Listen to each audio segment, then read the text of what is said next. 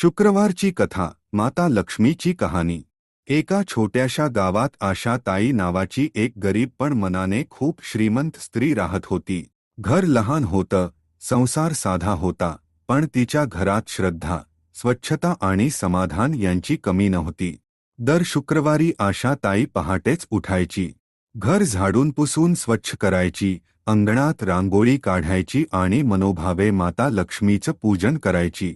त्या दिवशीही शुक्रवार होता. आशा ताईकडे फार काही नव्हतं, पण तिच्या मनात एकच इच्छा होती.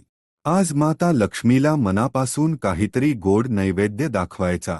घरात पाहिलं तर थोडं गहू पीठ, हरभऱ्याची डाळ, गूळ आणि तूप एवढंच होतं. आशा ताईंनी ठरवलं, पुरणपोळी करायची. तिने प्रेमाने डाळ शिजवली, गूळ घालून पुरण तयार केलं, पीठ मळलं आणि शांत मनाने पुरणपोळ्या भाजल्या. प्रत्येक पोळी बनवताना ती मनात म्हणत होती, हे आई लक्ष्मी, माझ्याकडे जास्त काही नाही, पण माझी श्रद्धा स्वीकार. पूजा मांडली, दिवा लावला, फुलं वाहिली आणि गरमागरम पुरणपोळीचा नैवेद्य अर्पण केला.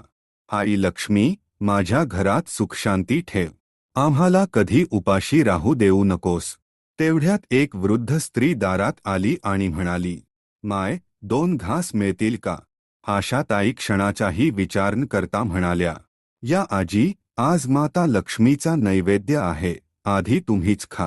तिने आनंदाने त्या आजीला पुरणपोळी दिली, पाणी दिलं, प्रेमाने बसवलं. आजी हसून म्हणाली, बाळा, तुझी श्रद्धा खरी आहे. तुझ्या घरात कधीही अन्नाची आणि सुखाची कमी भासणार नाही. हे बोलून ती आजी अचानक नजरेआड झाली.